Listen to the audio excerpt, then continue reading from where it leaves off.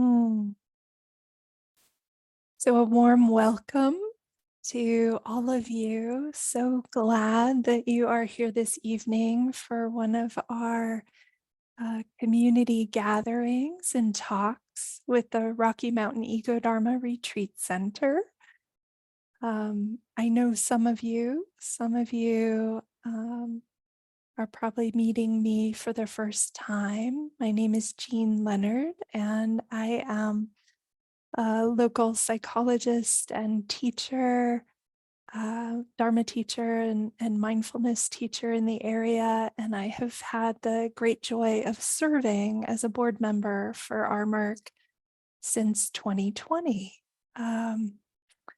And one of the topics that I'm particularly passionate about through both my work as a psychologist and a Dharma teacher and through my connection to RMERC is around eco grief. And so tonight we'll be exploring together cultivating the resilient heart for meeting these tender times that we're living in. And I'll just give you a brief outline. I think the thinking mind likes to know where we might be going, even though our practice is all about being just right here, right? But my hope is that we'll begin with practice. And then I'll give a little bit of a talk. And then we'll have a couple opportunities for some community interaction and conversation about this really rich topic. So I'd love to begin with a practice. We'll probably practice for about 15-20 minutes. So arranging your body in a way that you can sit comfortably for that period of time. And really, each time we practice, it's a practice of deep listening. We're listening internally and externally. We're tending to our nervous system as we arrive in this moment.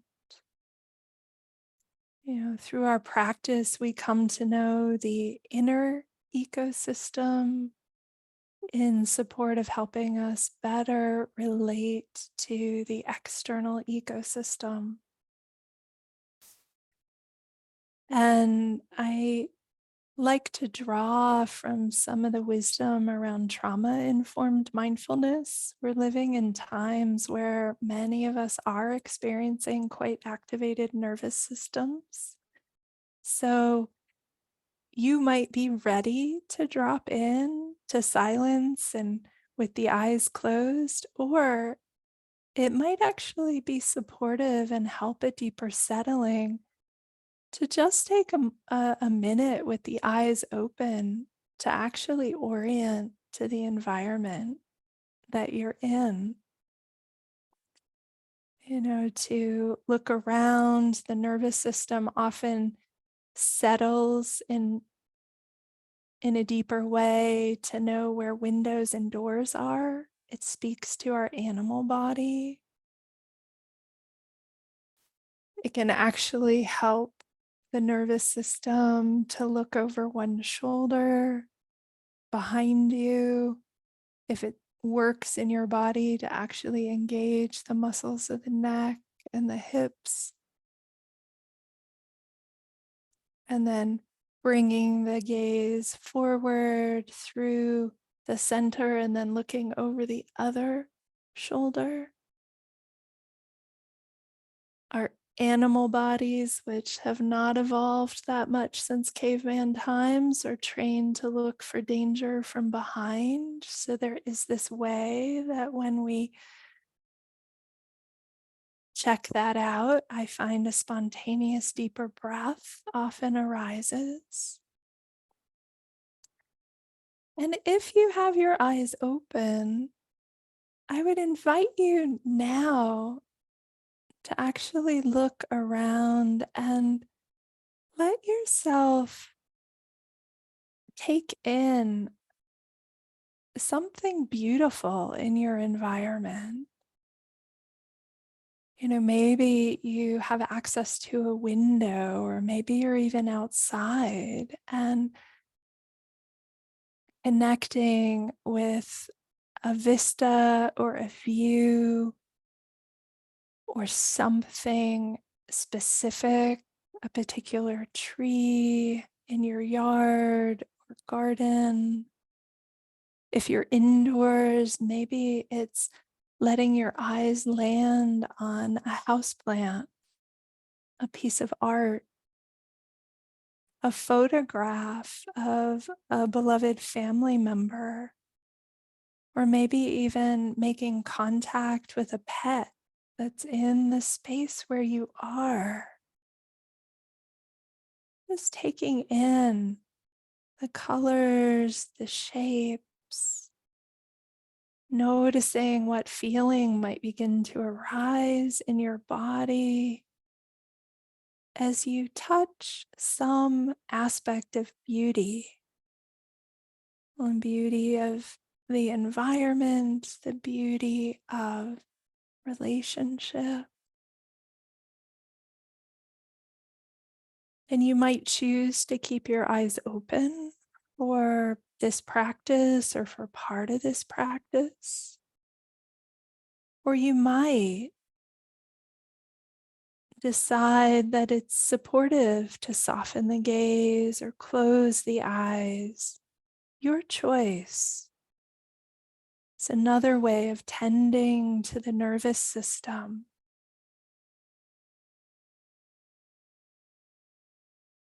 And bringing this connection with beauty with you if you close your eyes.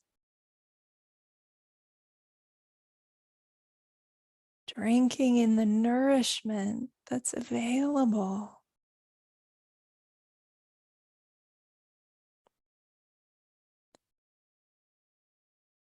From this relationship with what's beautiful here and now.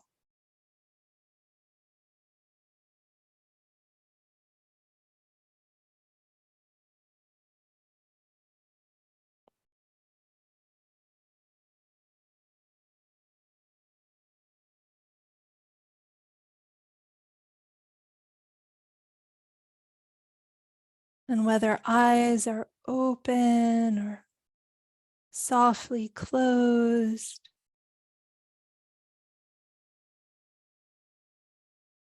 beginning to ground into a felt sense of the body.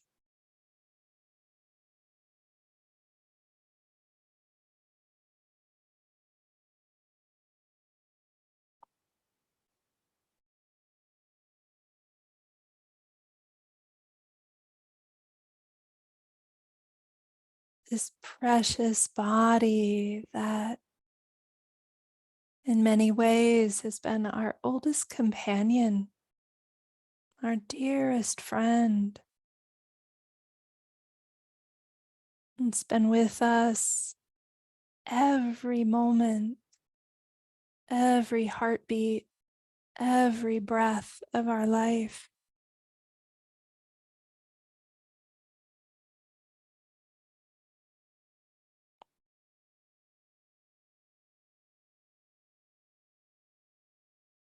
Opening perhaps to the beauty of this body.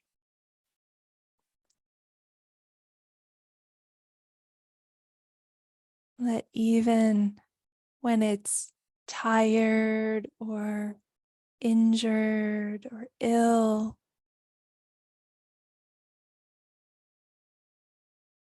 there's a tremendous amount of mystery and wonder that so much of the body continues to work as well as it does so much of the time.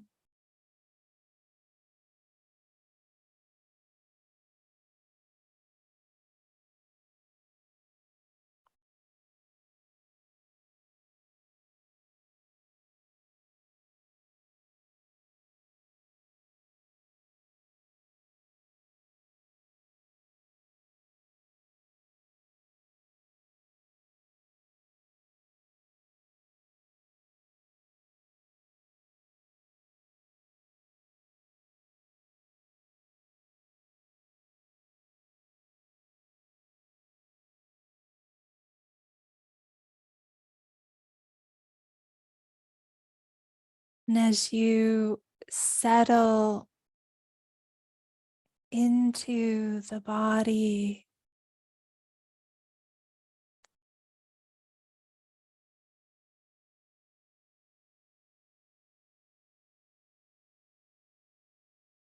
opening to receive the steadying gift offered by gravity, feeling this earth body resting on earth,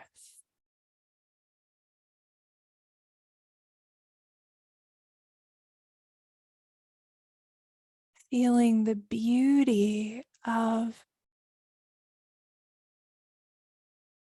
being supported and seeing if it's possible for the nervous system, for the body to release or relax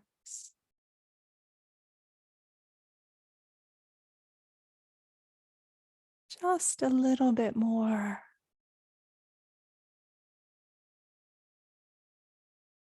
feeling the nourishment, the beauty of rest. Earth body resting on earth.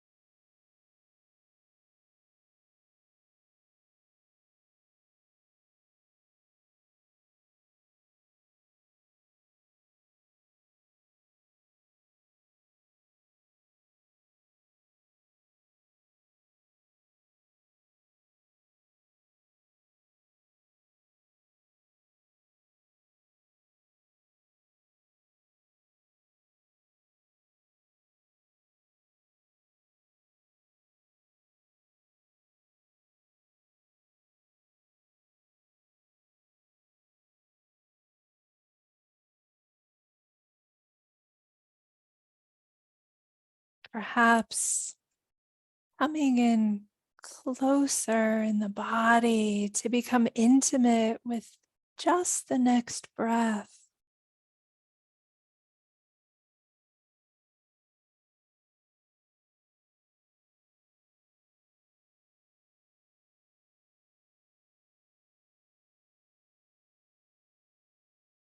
Perhaps feeling an appreciation for the beauty and the blessing of this life energy that flows through us with each and every breath.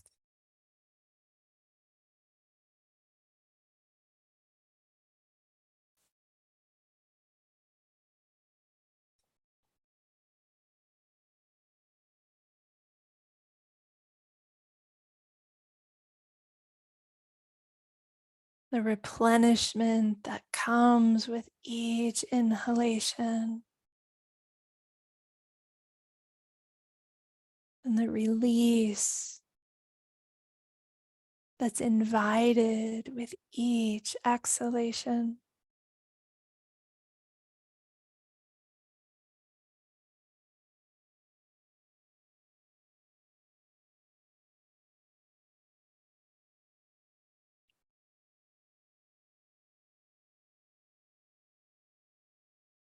Drinking in the nourishment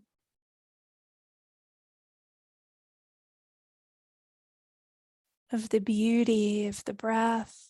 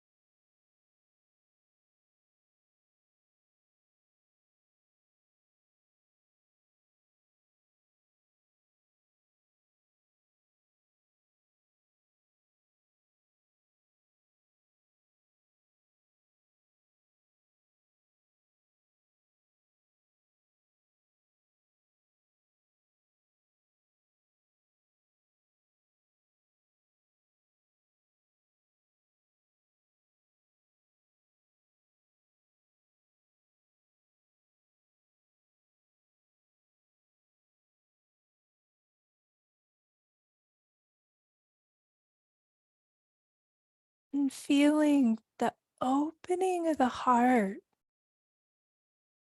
whatever amount, however modest, however tiny, whatever amount of opening might be available in the heart in this moment.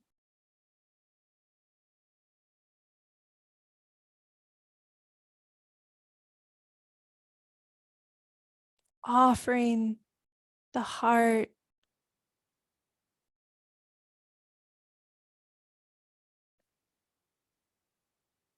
letting yourself be available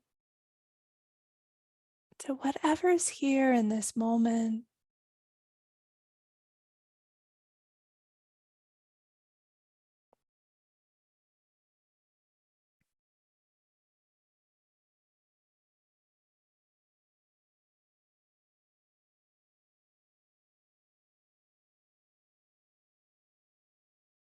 A loving recognition of like, oh, it's like this,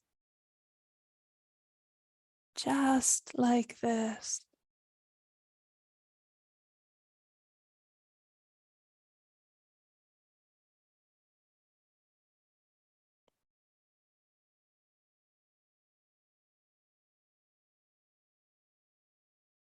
Opening to places of ease and tension that might be present in the body and the mind.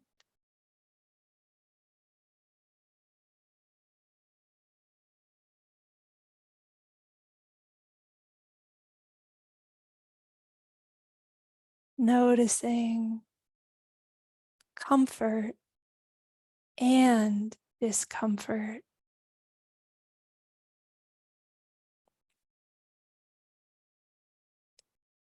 contraction and expansion,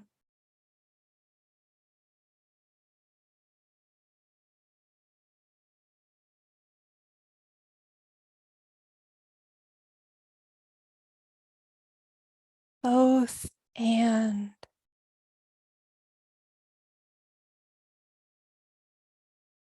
both and.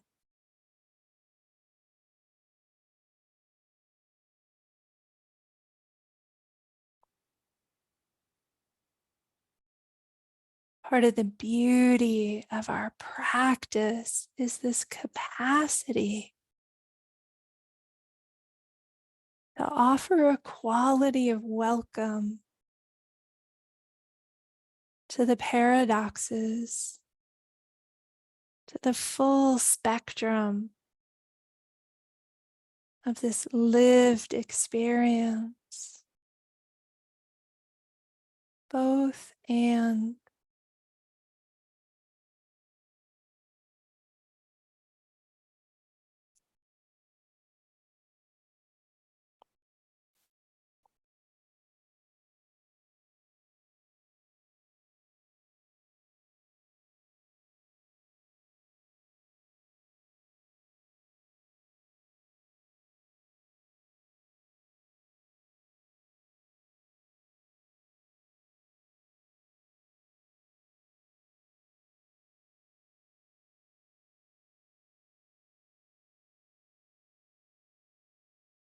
And having touched into this heart, to whatever extent it's accessible,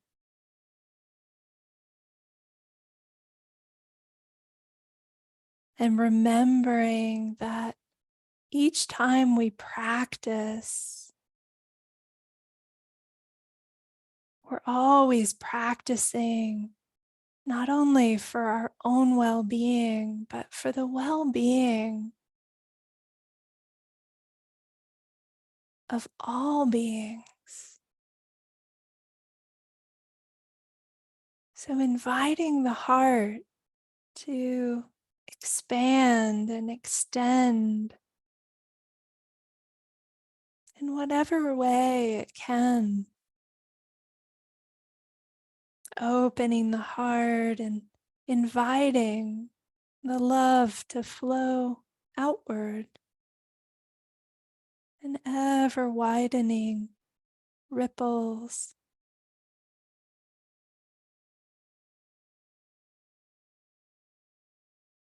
to this circle that we're sitting in right now.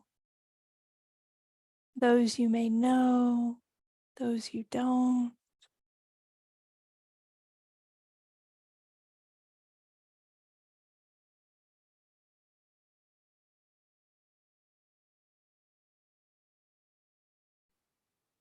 Extending out to your loved ones,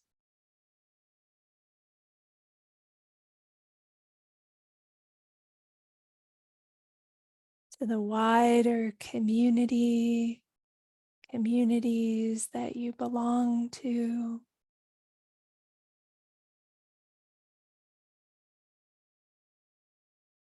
to the human family.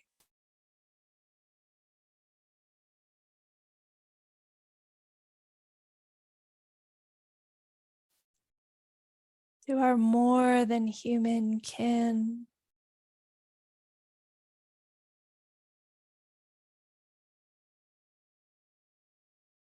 the ecosystems of the world,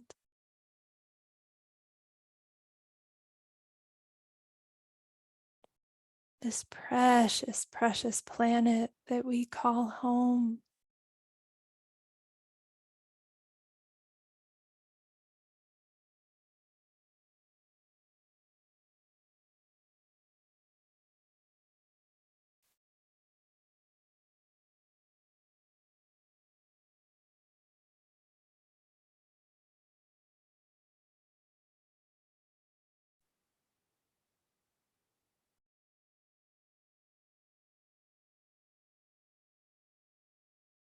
And in a moment,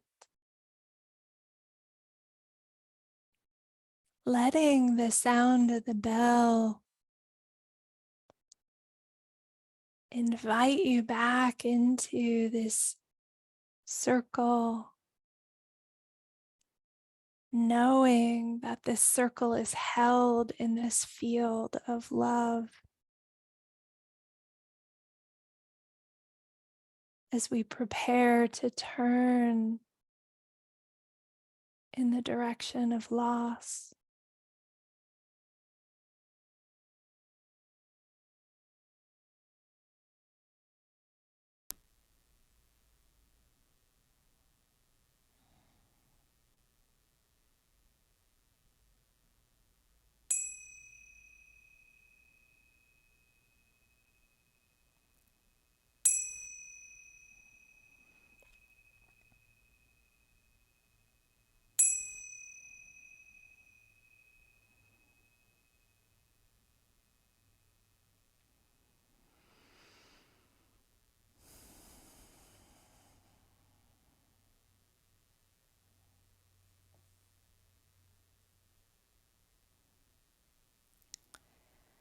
So, welcome, dear friends. Good to be with you.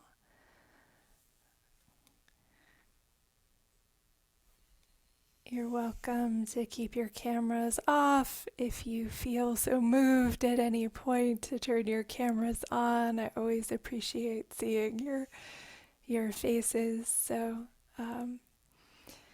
thank you and welcome. And I think what I'd like to do is share. We'll see how long. I'm thinking maybe about a half an hour, and then we'll take our final half an hour to engage and see what's really alive for you. And I thought that I would begin this evening with a poem as an entry into our topic. It's one of my favorite poems, written by Rebecca Baggett. It was written for her daughters, and it's entitled Testimony. I want to tell you that the world is still beautiful. I tell you that despite children raped on city streets, shot down in schoolrooms, despite the slow poison seeping from old and hidden sins into our air, soil, water, despite the thinning film that encloses our aching world, despite my own terror and despair, I want you to look again and again to recognize the tender grasses curled like a baby's fine hairs around your fingers as a reoccurring miracle. To see that the river rocks shine like God, that the crisp voices of the orange and gold October leaves are laughing at death. I want you to look beneath the grass, to note the fragile hieroglyphs of ant, snail, beetle. I want you to understand that you are no more and no less necessary than the brown recluse, the ruby-throated hummingbird, the humpback whale, the profligate mimosa. I want to say, like Neruda, that I am waiting for a great and common tenderness, that I still believe we are capable of attention, that anyone who notices the world must want to save it. I want to tell you that the world is still beautiful.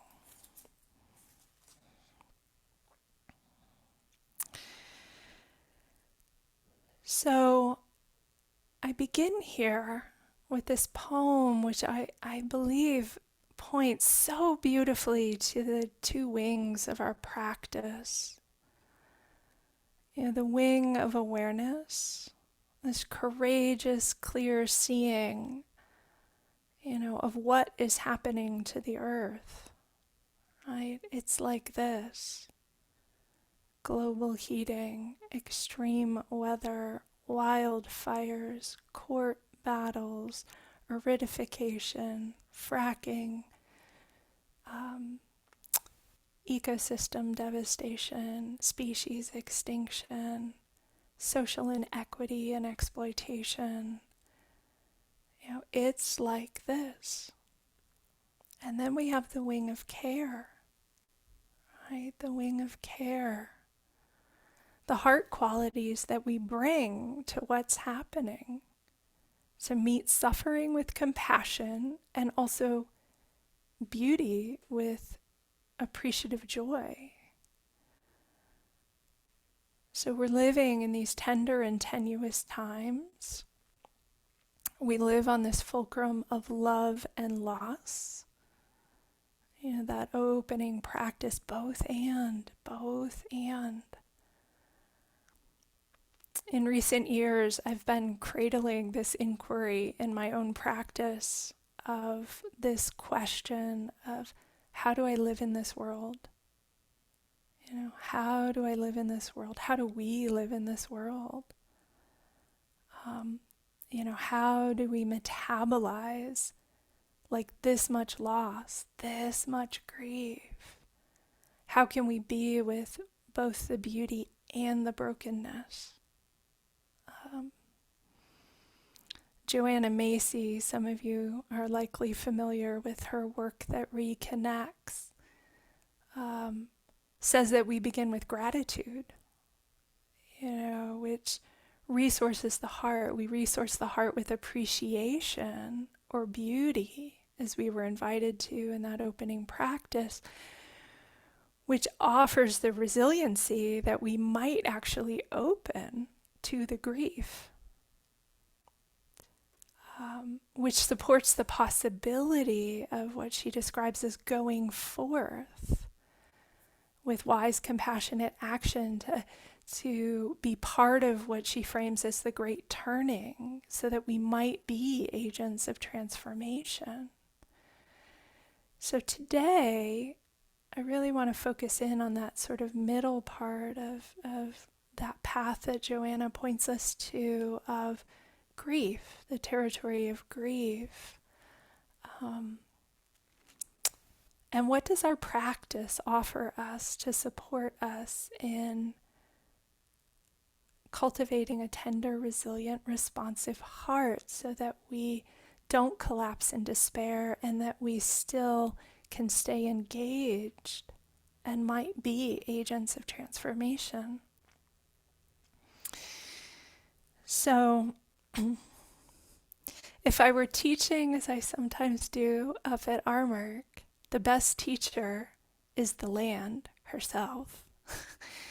So, in my own way, I'm going to invoke the more than human world tonight to help us explore this territory of grief.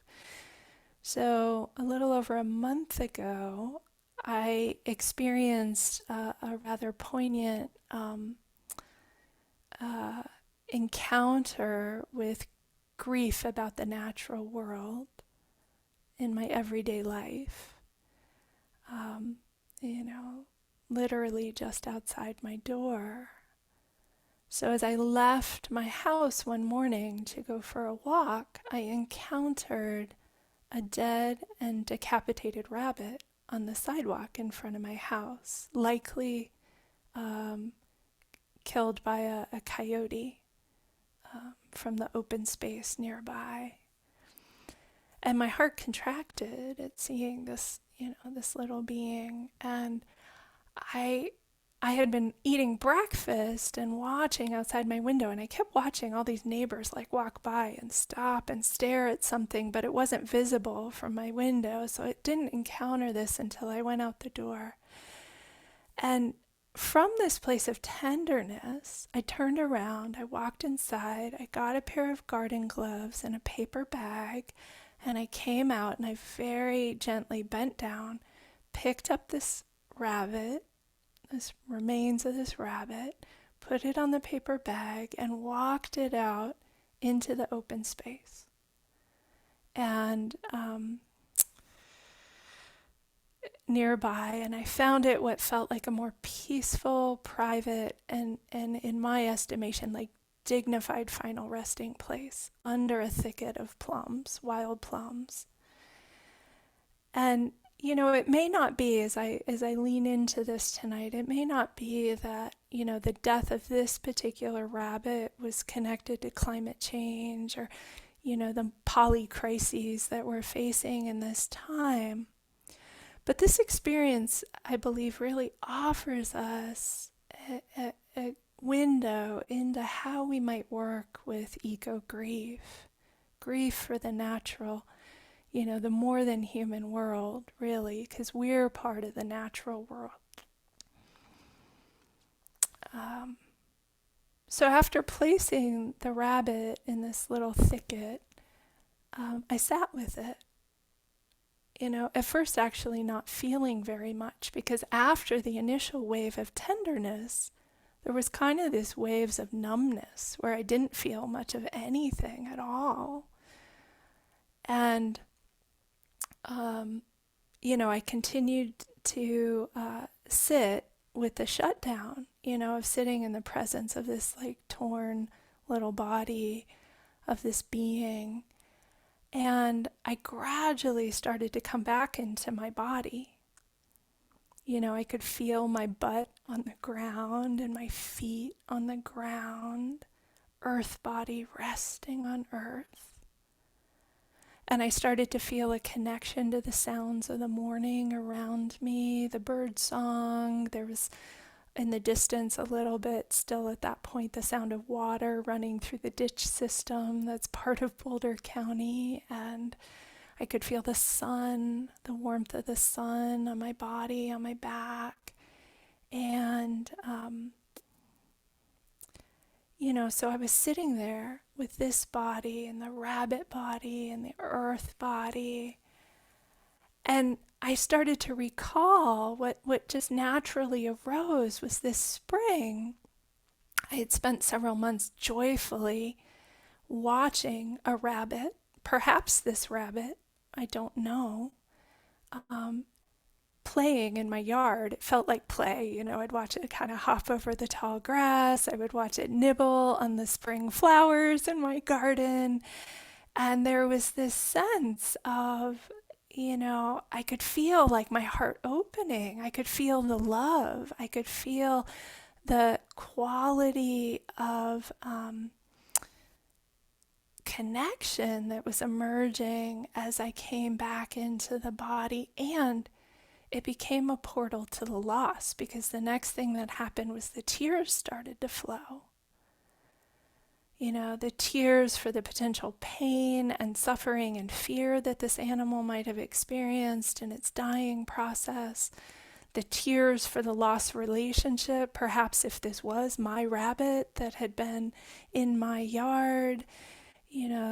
The wider sense of loss of this death being symbolic of the multitude of deaths of animals that are dying in this time of the eco crisis. And this awareness that death, it's part of this cycle of life. So how do we live in this world? How do we live in this world? How do we metabolize the magnitude of grief? And I feel like, the life and death of this rabbit offers us a window in. It's a kind of a way of honoring this little life, to use it as a gateway into Dharma. And I feel like one of the first ways we metabolize is, and what one of the things our practice offers us, is a gateway into reverent relationship. Our practice offers us a way of turning toward and being in relationship with life, internally and externally. So we're turning toward what's out here, and we're turning toward our response to what's out here. We come into intimate connection with experience in a way that allows us to be available to both the richness and the rawness of life.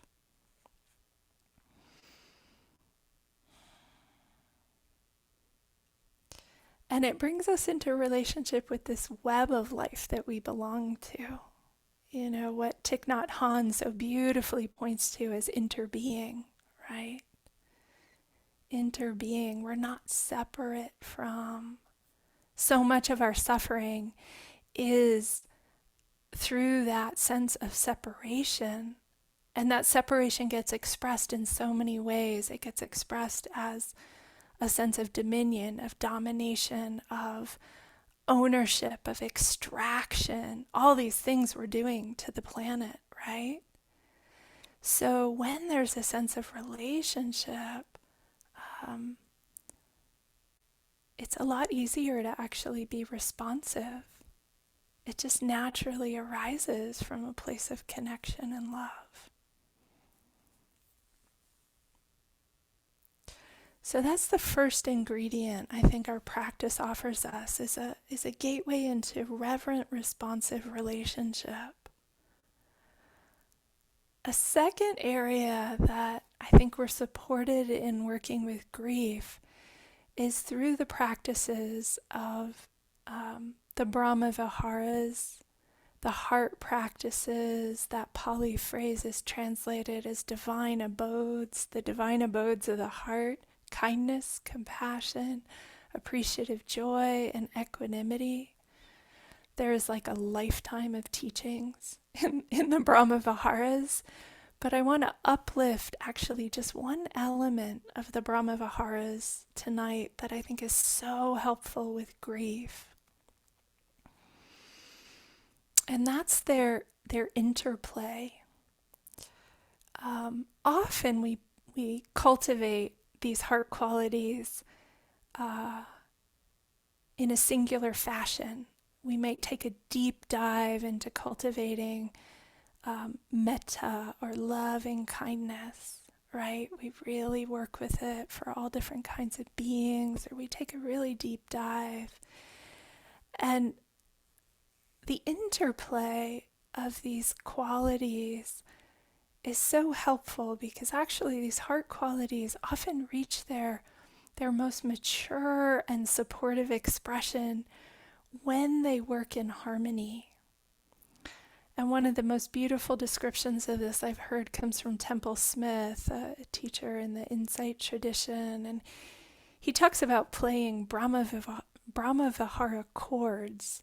You know, we can play them as notes, like, oh, the note of kindness, the note of compassion, or we can harmonize them. When they work together, there's some resonance that's richer and more robust and provides more resilience. And there's one particular kind of interplay of three of these qualities, really all four, that I want to share. It's an image that also comes from Temple, and it's the image of a tightrope walker, and I just want to briefly unpack it with you. So we're living in a world, we're living in these times that are so precarious, right? Where both the world and our own hearts are often out of balance. And as I sit with people and as I sit with my own heart, we often want a sense of peace, right? We want balance. Like, how do I stay sort of more equanimous in this world? And many of us chase equanimity like this, like, I want to be more peaceful. Do you ever have that sense of like your wrist really just trying very hard to be peaceful? And it doesn't work very well, does it? And what I so love about this image of the tightrope walker, like you could be a tightrope walker trying to achieve balance like this, but what does a tightrope walker do? They extend their arms all the way out in opposite directions, right? And balance just sort of naturally arises at the midline with much less effort. So in this world right now, one of these arms we might consider to be the arm of compassion, or maybe compassion and kindness. There's so much suffering in the world that we are trying to respond to. And I know what I find myself falling into the trap of, and I see many, many people do this, is they really focus on this arm of compassion. And there's not much balance there, is there? Like we could fall over and we collapse into exhaustion, burnout, despair, sometimes even indifference. So to really find balance, if you're going to cultivate compassion as a way of, meeting this world that is in so much pain, you actually have to reach out to touch an equal measure of joy. An equal measure of joy. This is how these heart practices can harmonize, that compassion is balanced by joy. So it was very, very intentional that I began this evening as we're exploring or leaning into grief with a practice on beauty. One of the access points to joy is beauty. To explore, to reflect on a daily basis. What's beautiful in my life? I have a fellow eco-chaplain who, that's been her practice for years. It's like, what's beautiful in my life today?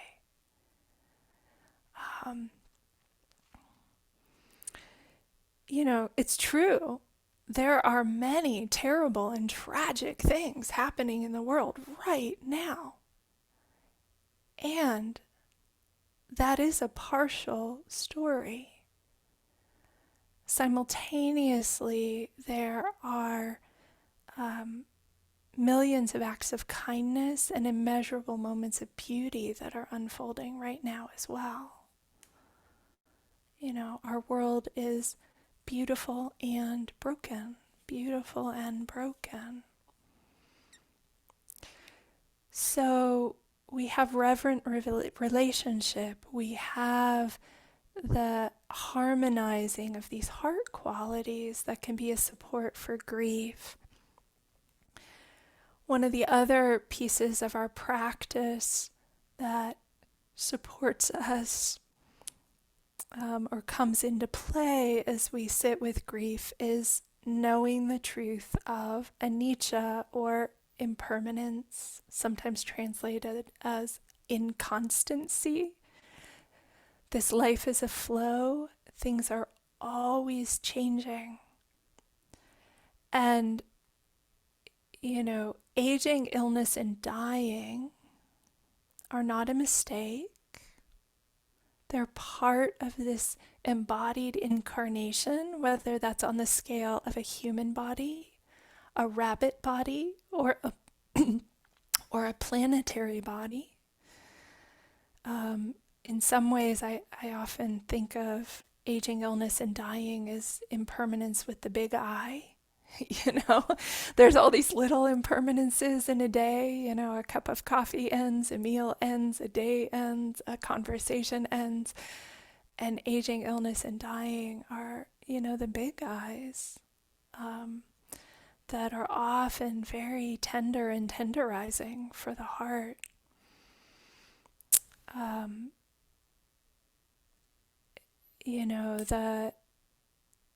There's a reason that foundationally in our practice, in the 4 foundations of mindfulness, in that first foundation of mindfulness of the body, that death contemplation is one of the core practices. Like, we're invited through this practice in different ways to sit with, to turn toward, to contemplate impermanence in these big ways. Or the practice of the 5 remembrances in some traditions, as it's called, the topics for frequent recollection. This body is of the nature to age. There's no way to escape aging. This body is of the nature to have ill health. There's no way to escape having ill health. This body is of the nature to die. There's no way to escape dying. Everything and everyone I love is of the nature to change. There's no way to escape being separated from them. So this is pointing us to the naturalness of loss in all these forms, and with it, the naturalness of grief, right? So I want to share just a few words about grief.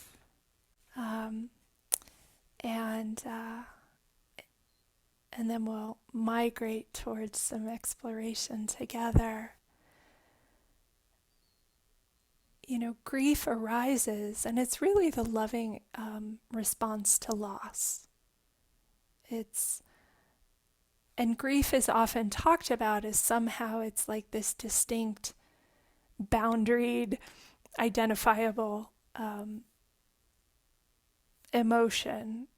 But grief might be better understood as like multidimensional and multifaceted experience of body, mind, and heart. It's ongoing, it's complex, it can be expressed in many different forms and flavors.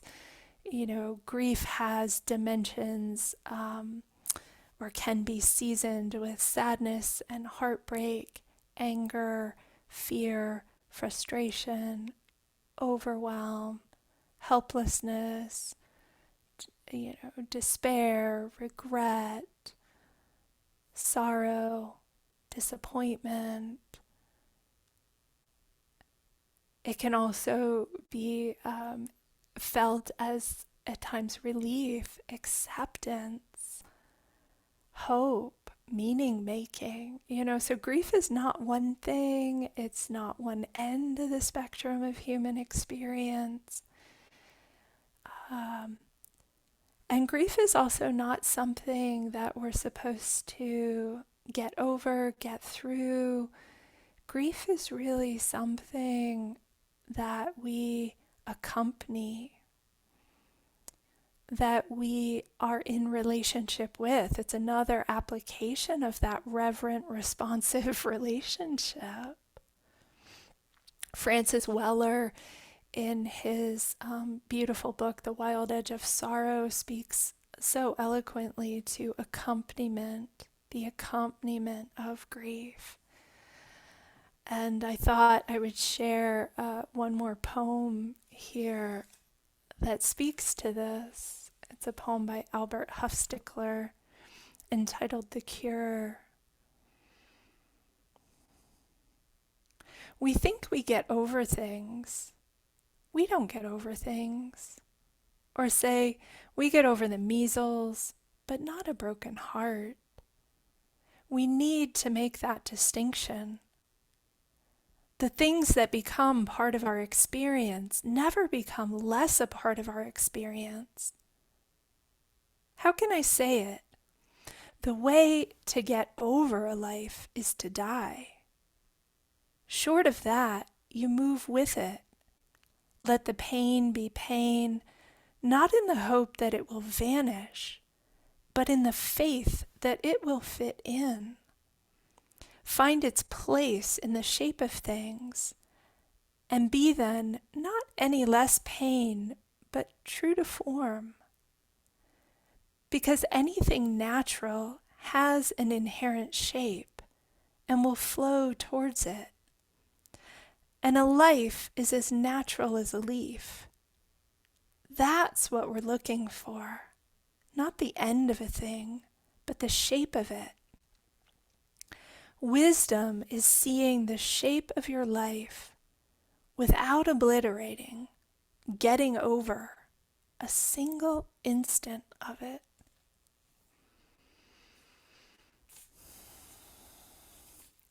That's what we're looking for. Not the end of a thing, but the shape of it.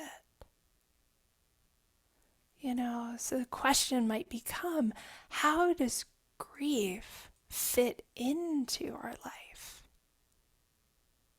How does loss fit into our life? How does what's happening to the earth fit into our life?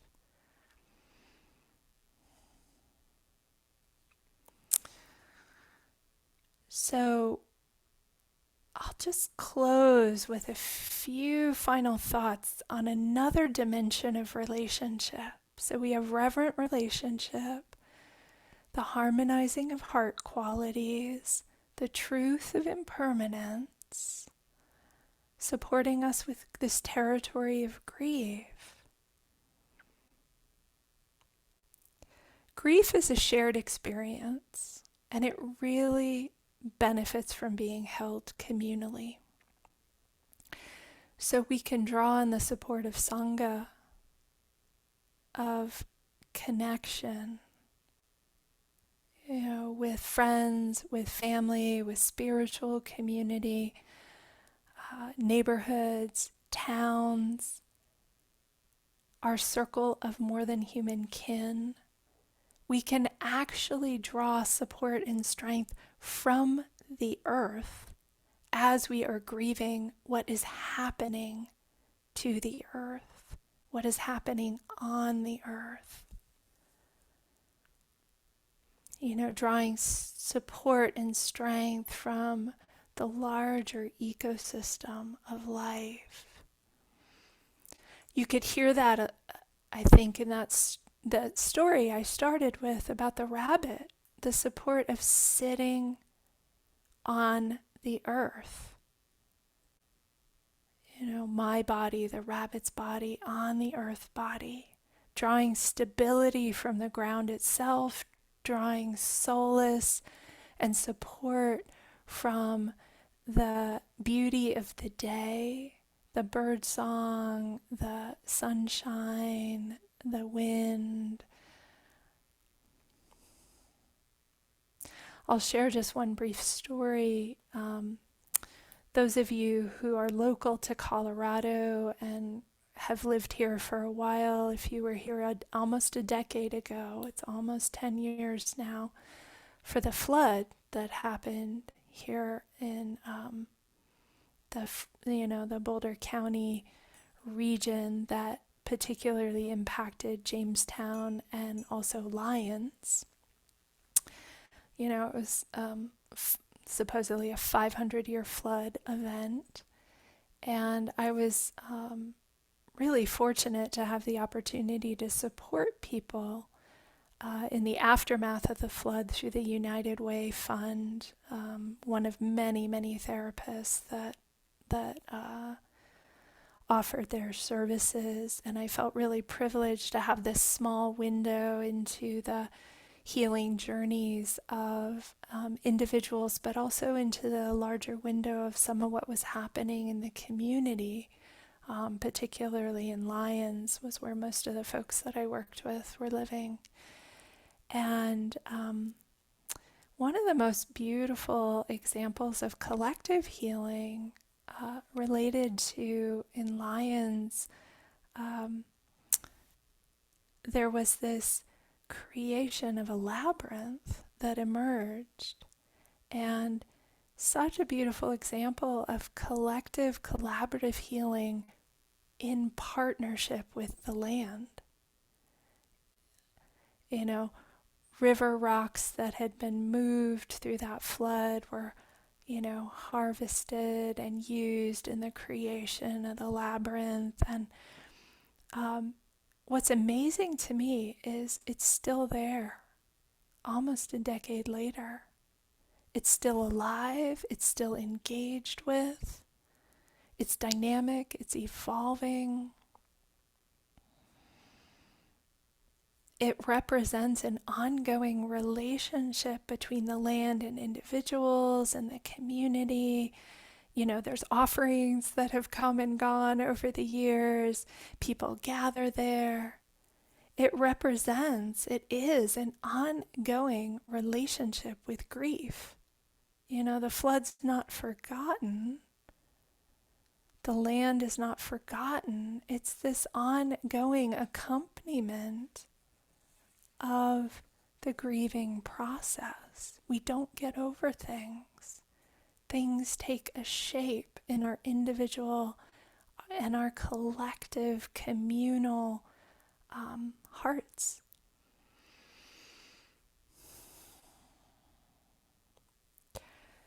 So, in closing, I might circle back to the wisdom of Joanna Macy. I've heard her ask, this question sometimes. Sometimes it's a question, sometimes it's a statement of how do we walk in beauty and bewilderment? And I might add bereavement. How do we walk in beauty and bewilderment and bereavement? How do we live in this world? I think we live rooted and reaching out. We live raw and resilient. We live on this fulcrum of love and loss.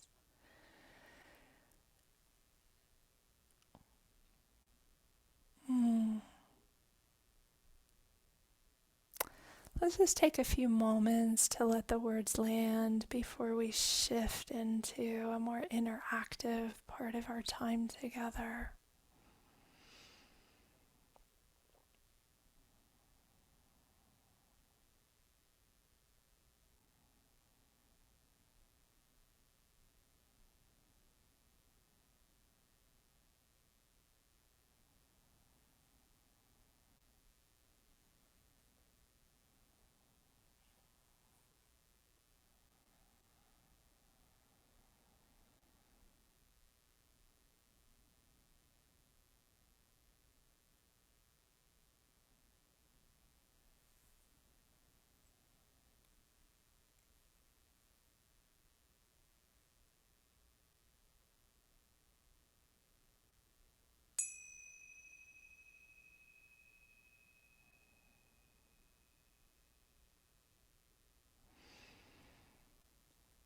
Well, thank you for your kind attention and listening. And what I'd actually love to do in two parts is to take just a little time, maybe about 10 minutes, to gift you the opportunity to be in breakout rooms with inquiry, with um, just, maybe two other people. So my hope is there might be some willingness to come on camera with the people in your breakout groups. And I know some people may drift off. And then we'll come back and we'll have some interaction as a whole group. But I would love for you to have a chance to just reflect on, and I'll offer these in the chat, and I'll send them into the breakout rooms too. There's two prompts which I would invite. One is being alive in these times, I feel. And then the second is one thing that nourishes me is, and I'm going to just set up. I'm going to see if I can count. So, 10, 11, 12, 18. Okay.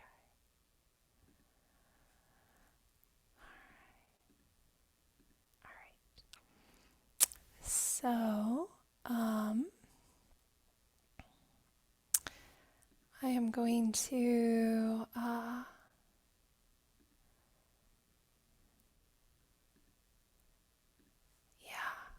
so you can just enjoy each other's company. And I'm going to make sure I'm going to give us like 9 minutes, and then you'll have a 1 minute timer, and I will just chat those into the breakout rooms once they open, the prompts.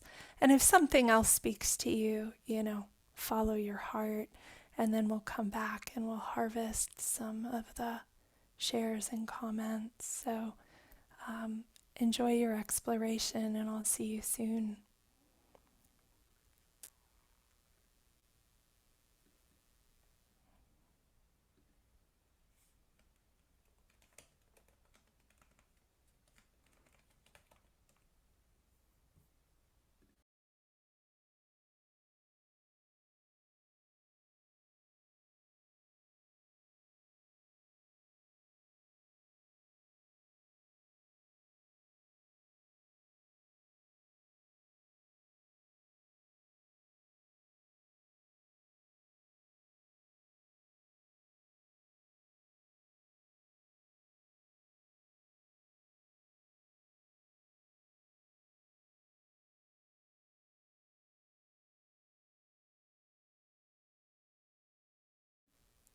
You're also welcome to stay in the main room if you decide you do not want to participate. It does look like there are at least 2 people in every room. So if you're here, you might just reflect on these for yourself.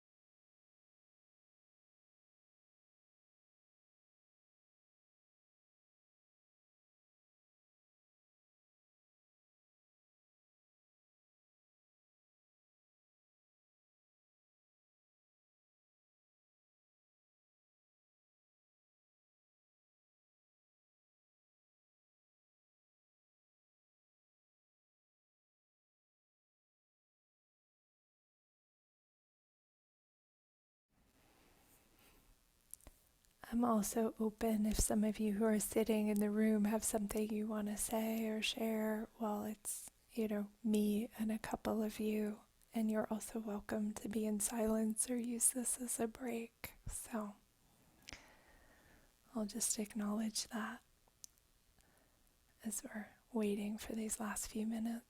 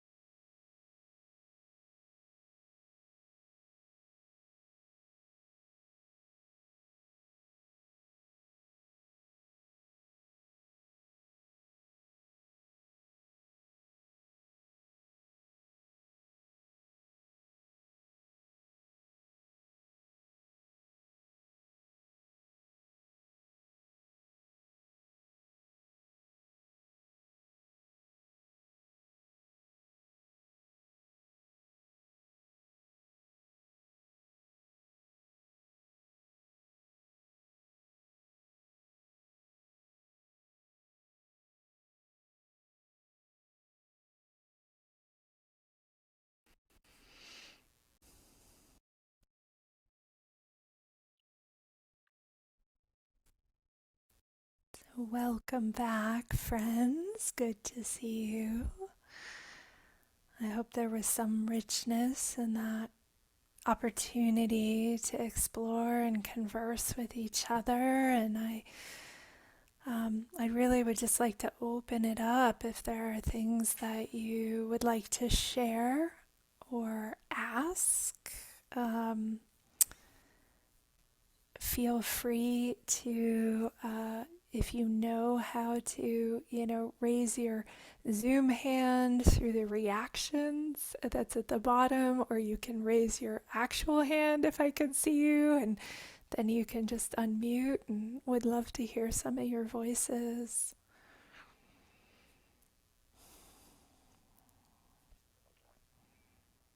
Yeah, Robin, please. There we go. Yeah, so what a lovely talk. First of all, Jean, it's so lovely to see you and hear your voice. It's such a soothing voice. Yeah, so nice. So even talking about hard things, it's comforting. And nice that you reminded us of our humanness and our connection with the world, and our connection with each other, because I think that's what we came up with in our group too, was some of our nourishing things is connection with nature and, connection with each other. A couple of us are grandparents, so we noted that, some of our sadness is what is the world going to be like for our grandchildren, but also the joy and pleasure that, they bring us in this time in our lives. And yeah, and let me see, I think David said something, maybe he had heard, maybe even from Eugene, but something about action is the antidote to despair. And I thought that was a very powerful statement that he uses for his nourishing. So, yeah. Oh, thank you, Robin. So lovely to see you after, yeah, it's been a while. And yeah, just thank you for foregrounding the power of connection, community, relationships, and right there, the both and, like the tenderness that's there if you have connections to children or grandchildren, but also like the beauty and the resourcing that comes from that. Yeah, really beautiful.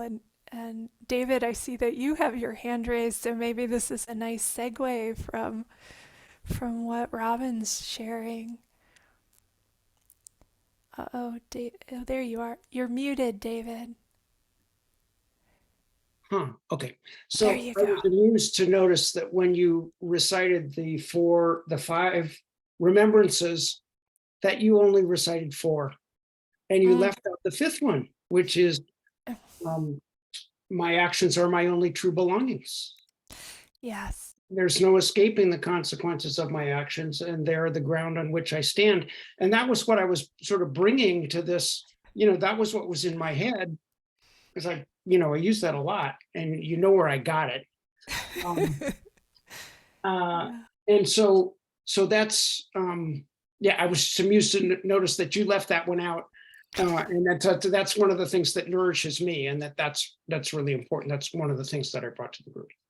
Mm, thank you, David. And it's true. This is sort of I often in longer periods of time or in the scope of like a whole series or class or sometimes a retreat unpack all of these. But yes, thank you. That is the fifth remembrance, and it's in some ways sometimes the question that arises is how do we act with what's sometimes called kalyana kama, beautiful karma. So one of the questions we can ask in the face of all of, this suffering is like, what's the beautiful action I can take? What's the beautiful action? And it's true that it's incomplete. It doesn't end with just aging, illness, dying, and loss. It's like that fuels and informs this really powerful um, reminder, invitation, opportunity to be fully alive, fully appreciative, fully engaged. Yeah. Sort of if I were to do like a sequel to this, it's like we go from the grief to the going forth. There's gratitude, grief, and going forth with Joanna. And that fifth remembrance is often a beautiful bridge to going forth. Yeah, please, Bonnie.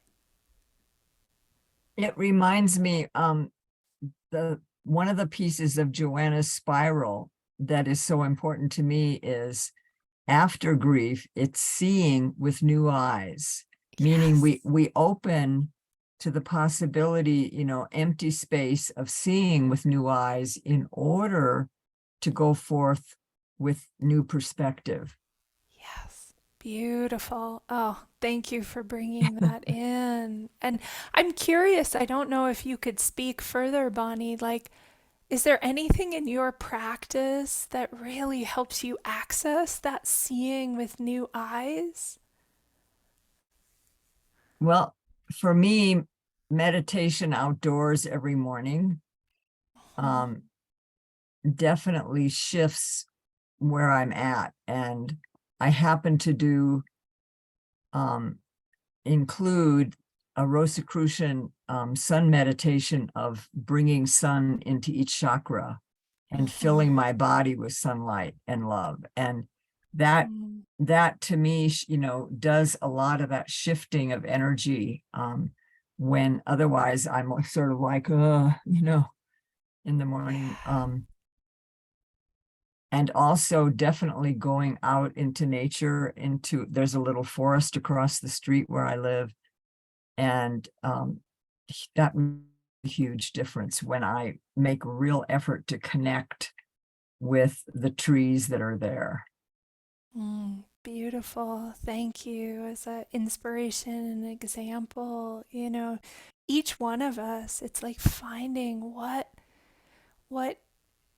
is the gateway that offers access, to some of this resourcing and resiliency. Um, Anyone else? Comment, a question?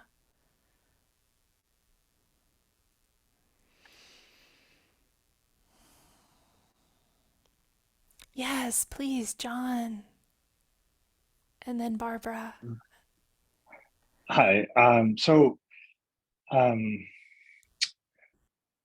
I- I've been thinking just about this nourishing, and I live in Eastern Iowa, Mm-hmm.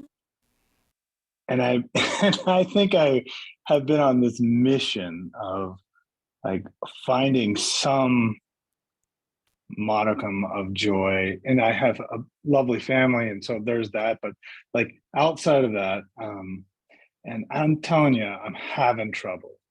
Um, Mm, I work um, I work in water quality, and we're in big trouble here in my mhm. little county. Yeah. And and and so there's like the greater, right, the big stuff. But now I'm looking at the stream water quality data that we're taking, and uh I'm having trouble like finding Yeah. that joy, like to balance it. And I just Yeah. like to get your perspective or Mm, somebody's. I don't know. That's I think that's yeah. First I just want to one a deep bow to you for being on the front lines. I actually find that um, colleagues, students, clients, friends, neighbors who in any way are connected to environmental science right now are holding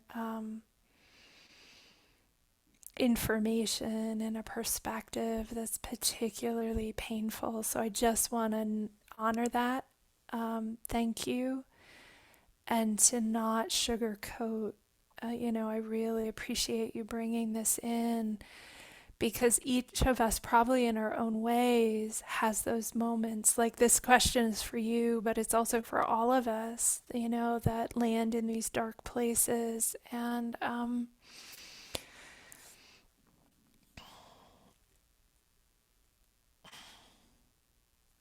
so I'll just offer.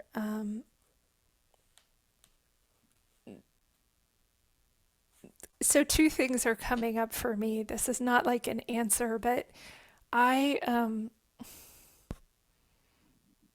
I look for relationship in like the smallest ways, and literally what comes up when I think about finding joy in the natural world. It's interesting. I just went backpacking for 2 nights, and like our neighbors up there, like we're like, oh, like I saw a mountain lion, saw a bear, saw, moose, saw whatever. And I was like, I saw nothing larger than a squirrel.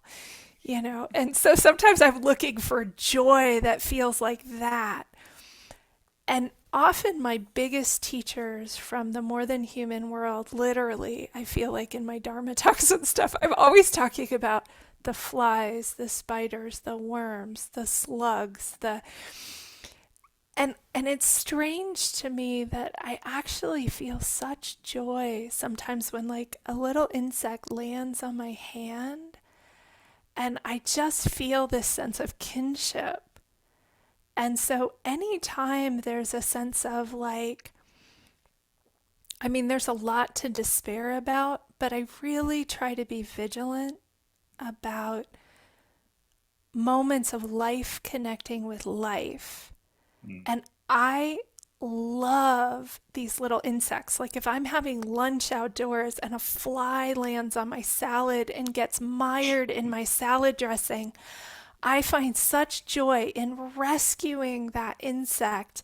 And like when it somehow, like its wings, sometimes I have to rescue it and put a drop of water on it so it can wash its wings. And like there's such relief when it flies off.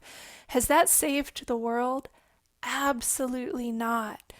But did that put me in contact with the goodness of my own heart and the fact that, like, there's still life? So that's one offering. I don't know if that in any way lands. I see a smile on your face, so I'll pause there and just see.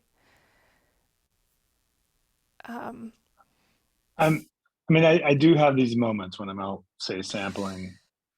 Um uh I maybe I just let the other stuff kind of like when I look at the water and it's a beautiful it's scene, I'm like, that that water's poison. Like, yeah, yeah. and so maybe I need to maybe zoom in a little bit, and I think it's a good suggestion. So maybe what I'm pointing to in this example is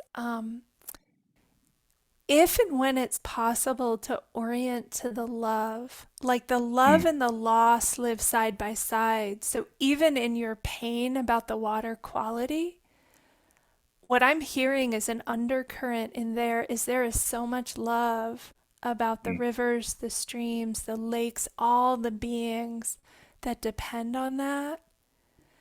Um, so if you can tap into simultaneously the love while you're tapping into the loss, the beauty's in the love. And it's there simultaneously with the grief and the horror and I think that's what we lose sight of.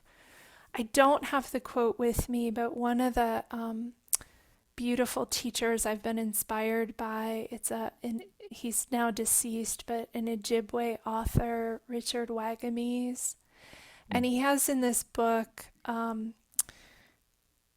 of reflections, he has these conversations, he calls them like conversations with old woman, like this old wise woman.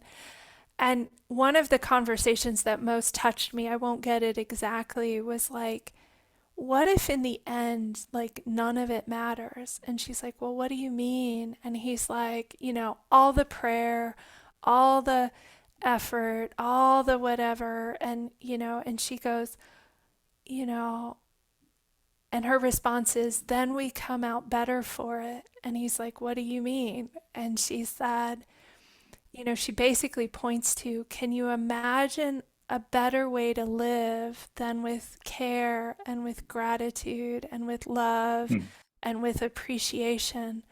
So we may be hospicing the planet, and yet there is still so much goodness in what we can bring forward to maybe ease the suffering of beings along the way, of like living and orienting. It doesn't erase the loss. It's the both and that we began mm, with. Um, I mean, there's a reason that like when my colleague and I teach about this, it's like a whole retreat on gratitude, grief, and grace, incorporating all of these because it takes so much time. There's so much depth here. mm. So, Thank you. to be continued. Maybe we need to have like part two of this. Um, yeah, I know people may want to. Oh yeah, Renee is sharing a podcast, um, which is in chat that folks might want to check out.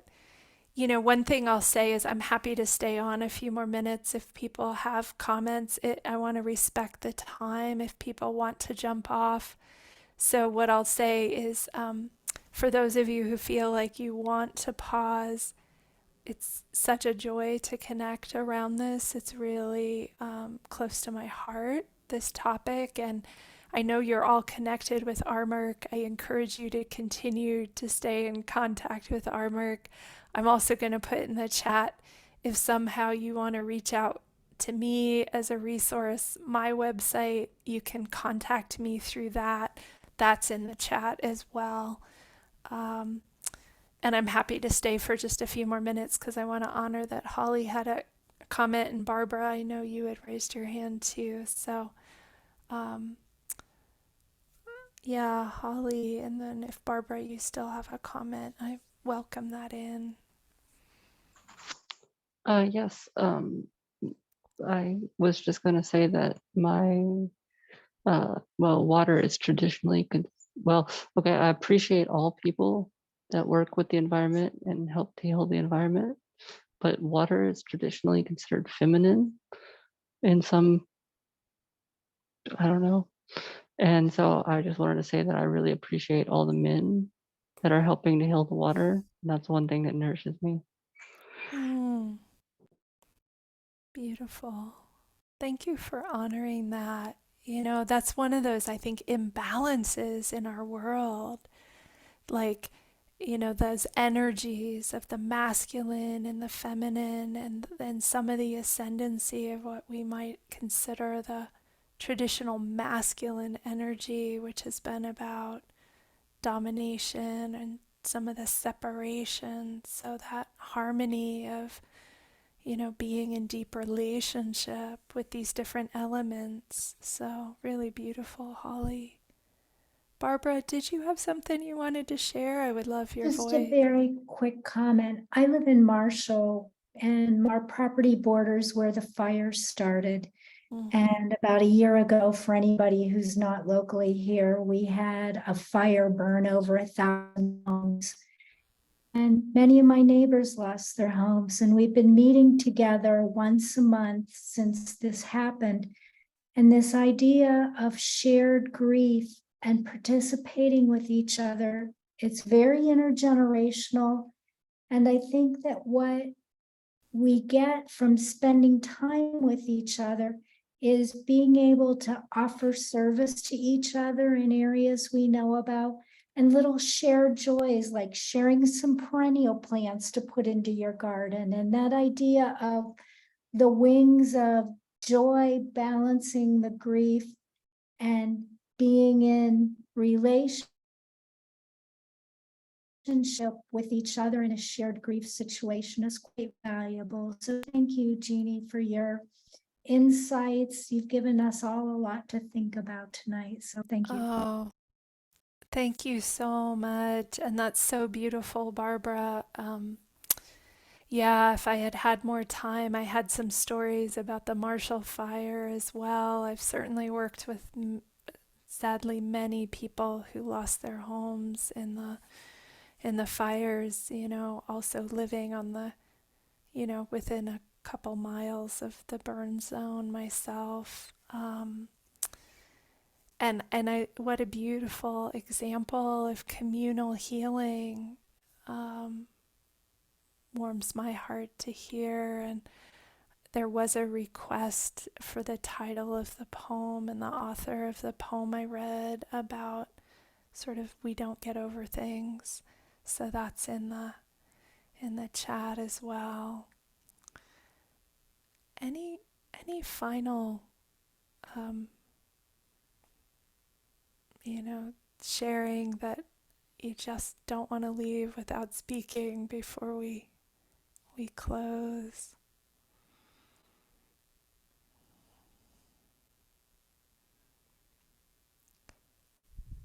Well, I really, really appreciate your heartful presence and practice and participation. And maybe we can just take a few breaths to share the merit, which I feel is so important,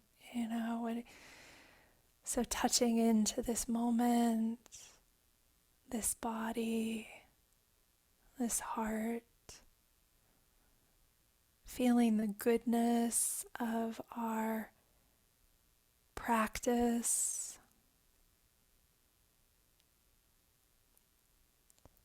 the goodness of our gathering here, and the collective goodness of these hearts that care about the well-being of this living, sacred earth. And may each one of us in our own way carry the energy of our practice out into the world to be in service of a world where all beings know a greater measure of ease, peace, and freedom. May it be so.